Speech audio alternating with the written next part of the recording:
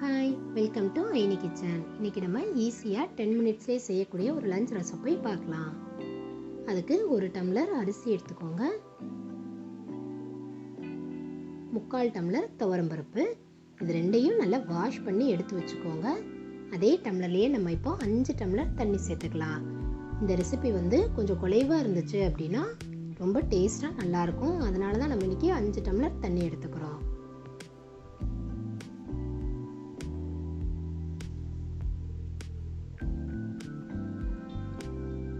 ஒரு 1/4 ஸ்பூன் மஞ்சள் தூள் சேர்த்துக்கோங்க. தேவையான அளவுக்கு உப்பு சேர்த்துக்கோங்க. இது எல்லாத்தையுமே நம்ம நல்லா கலந்து ஒரு 5 விசில் வர வரைக்கும் நல்லா வேக வச்சு எடுத்து வச்சுக்கோங்க. இப்போ ஒரு பேனில் 2 டேபிள் ஸ்பூன் நெய் சேர்த்துக்கலாம். கொஞ்சமாக கடுகு உளுந்தம் பருப்பு,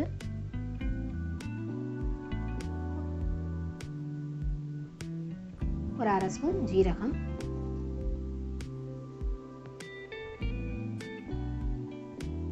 கொஞ்சமாக கருவேப்பிலை,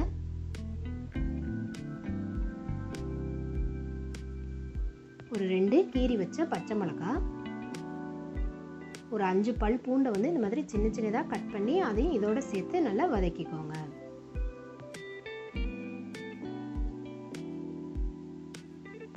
ஒரு பெரிய வெங்காயத்தையும் சின்ன சின்னதாக கட் பண்ணி அதையும் இதோட சேர்த்து நம்ம வதக்கிக்கலாம்.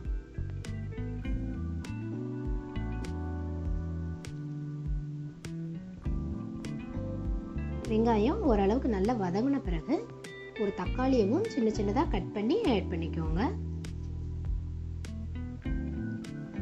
இப்போ இதுக்கு தேவையான மசாலா பொருள்லாம் நம்ம இப்போ ஆட் பண்ணலாம்.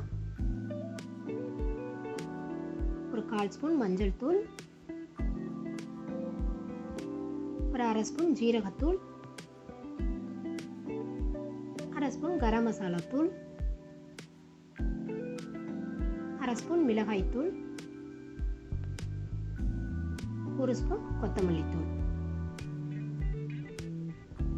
இது எல்லாத்தையும் நல்லா கலந்துக்கோங்க.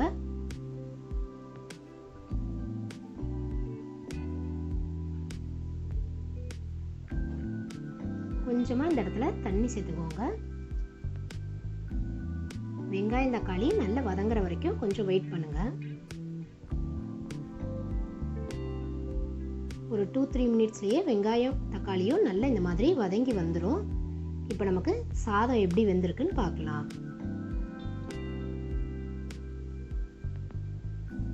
இப்போ சாதம் நல்லா வந்துருச்சு நமக்கு. இப்போ இந்த மாதிரி சாதம் சூடாக இருக்கும் போதே இதை நல்ல ஒரு கரண்டியை வச்சு ஃபுல்லாக மசிச்சு விட்டுருங்க.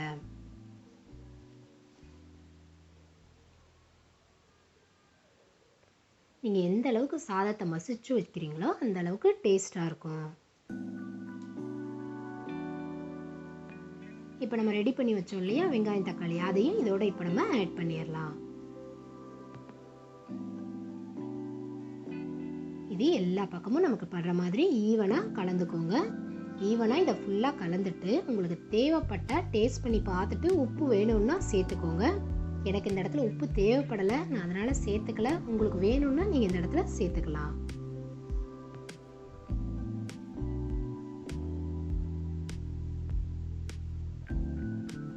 அவ்வளவுதான். இது மேல கொஞ்சம் 1 ஸ்பூன் நெய் சேர்த்துக்கோங்க.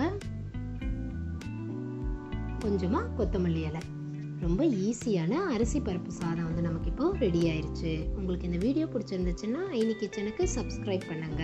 பக்கத்துலயே இருக்கிற பெல் பட்டனையும் கிளிக் பண்ணுங்க.